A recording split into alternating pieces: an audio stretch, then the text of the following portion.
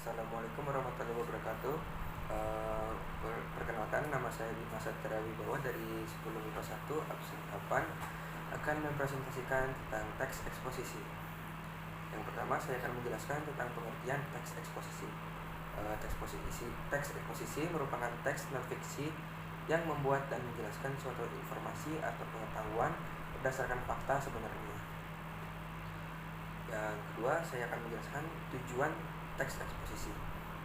Tujuan penulisan teks eksposisi yaitu menjelaskan informasi atau pengetahuan dari penulis berdasarkan fakta sebenarnya agar menambah wawasan atau pandangan pembaca. Selanjutnya, saya akan menjelaskan tentang ciri-ciri teks eksposisi.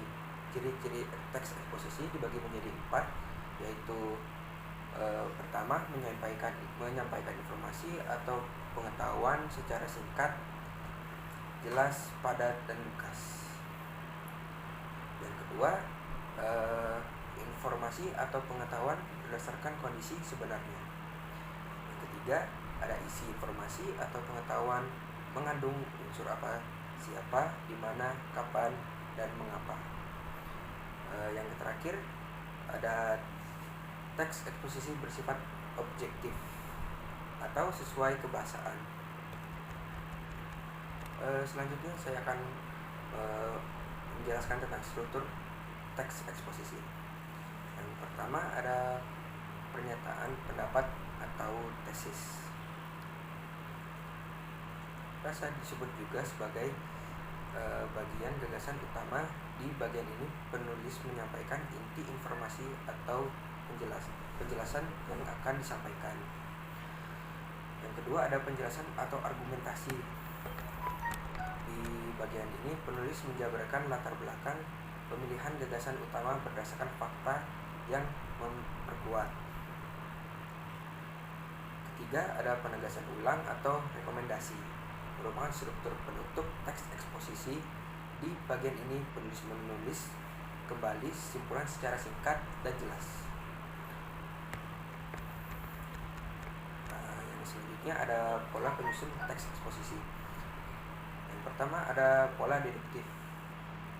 Pola deduktif diawali dengan keterangan atau gagasan secara umum di awal teks atau paragraf awal, lalu dijelaskan di paragraf selanjutnya. Selanjutnya ada pola induktif. Pola ini diawali dengan keterangan atau gagasan secara khusus, kemudian dilanjut dengan keterangan secara umum. Selanjutnya ada pola perbandingan. Teks eksposisi yang disusun dengan pola perbandingan berarti informasi atau page informasi atau pengetahuan di dalam berdasarkan perbandingan tertentu. Selanjutnya ada yang terakhir pola ilustrasi. Berarti teksnya berisi informasi atau pengetahuan yang dijabarkan dengan cara memberikan ilustrasi. Nah, di sini saya akan menjelaskan tentang jenis-jenis teks eksposisi. Berdasarkan pada pengembangan paragrafnya terbagi menjadi beberapa bagian, antara lain ada eksposisi definisi. Eksposisi ini menjelaskan topik tertentu secara definitif, yaitu memberikan penjelasan dengan batasan. Selanjutnya ada eksposisi proses. Eksposisi yang memaparkan langkah-langkah atau dalam perbuatan hal tertentu seperti kata ketika. Menulis eksposisi, langkah awalnya adalah menentukan topik yang kemudian dituangkan ke dalam judul. Next ada eksposisi ilustrasi. Eksposisi ini bertujuan untuk memberikan gambaran atas suatu ide nyata agar pembaca dapat memahami dengan baik. Selanjutnya ada eksposisi pertentangan. Eksposisi ini berisi topik yang dijelaskan dari sisi. Ini ada eksposisi ilustrasi. Eksposisi ini bertujuan untuk memberikan gambaran atau suatu ide nyata agar pembaca dapat memahami dengan baik. Selanjutnya ada eksposisi penentangan. Eksposisi ini berisi topik yang dijelaskan dari sisi kontradiksi yang biasanya berhubungan dengan topik yang lain. Ciri-cirinya. Selanjutnya ada eksposisi ilustrasi. Eksposisi ini bertujuan untuk memberikan gambaran atas suatu ide nyata agar pembaca dapat memahami dengan baik. Selanjutnya ada eksposisi pertentangan. Eksposisi ini berisi topik yang dijelaskan dari sisi kontradiksi yang biasanya berhubungan dengan topik yang lain. Ciri-cirinya terletak dari penggunaan konjungsi intrakalimat seperti tetapi, meskipun demikian, namun, dan sebaliknya. Selanjutnya ada eksposisi perbandingan. Eksposisi ini tentunya untuk membandingkan antara suatu dengan yang lain menjadi ciri dari teks eksposisi ini, sehingga pembahasan suatu perjalanan akan lebih jelas daripadanya hanya dengan berfokus pada persoalan itu sendiri. Selanjutnya ada eksposisi klasifikasi. Eksposisi ini berfungsi untuk mengelamkan atau membagi sesuatu ke dalam golongan tertentu. Terdapat dua pola, yaitu menyeragamkan ke dalam satu kelompok lain. Oleh karena itu, dalam membuat dengan eksposisi ini dibutuhkan dasar penegasan yang jelas. Selanjutnya ada eksposisi berita. Eksposisi berita berisi informasi yang biasanya terdapat pada media massa yang bersifat aktual dan faktual. Informasi yang diangkat berupa peristiwa tertentu. Selanjutnya ada eksposisi analisis. Eksposisi ini berisi pengamatan yang mendalam, lalu pada bagian argumentasi dibahas secara bertahap. Selanjutnya saya akan menjelaskan tentang kaidah kebahasan eksposisi. Kaidah kebahasan eksposisi memiliki 6 kaidah, yaitu pertama, menyatakan dan menjelaskan pendapat. Contoh, minum air putih adalah salah satu yang paling esensial di alam tubuh. Hal ini disebabkan selain 2/3 dari tubuh kita adalah air. Air juga dapat membersihkan tubuh dari racun dan menyumbang nutrisi penting ke sel-sel tubuh. Ada memuat fakta. Memuat fakta yang bersumber dari penelitian yang diperlukan data untuk menyajikan informasi. Contoh, setelah makan berat, biasanya seseorang akan mengonsumsi kudapan ataupun cemilan. Hal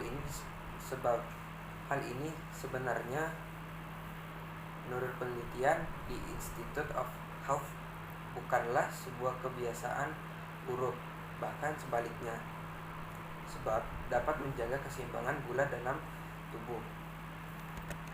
Yang ketiga ada penegasan pendapat. Berada di bagian penutup yang bersifat objektif dengan ragam ilmiah dan kalimat efektif, misalnya seperti yang sudah saya ungkapkan sebelumnya. Dari penjabaran tersebut dapat dikatakan bahwa kalori yang dikandung oleh makanan cepat saji sangat sedikit, sedangkan efektif sangat buruk bagi kesehatan. Yang keempat ada penggunaan pronamina atau kata ganti. Pronamina adalah kelas kata yang berfungsi untuk mengganti nomina kata benda atau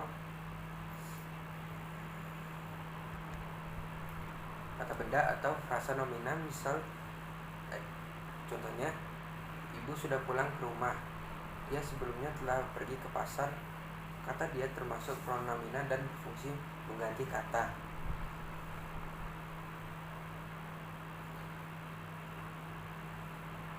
Dan pronomina terbagi menjadi dua. Pertama ada pronomina persona dan pronomina non persona.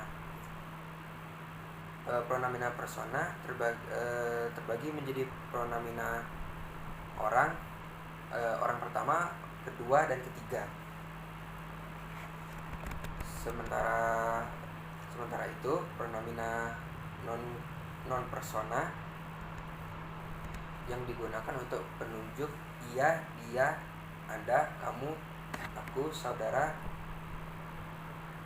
mu, kasih, dan seterusnya. Selanjutnya ada penggunaan leksikal. Adalah salah satu jenis kata yang menunjukkan nomina, kata benda, verba kata kerja, adjektiva, kata sifat, dan kata keterangan. Adalah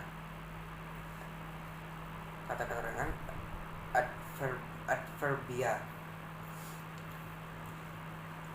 Nomina atau kata benda adalah kelas kata dari nama seseorang, tempat, atau semua benda, dan segala yang dibendakan, misalnya kebersihan, peraturan, dan seterusnya. Yang terakhir ada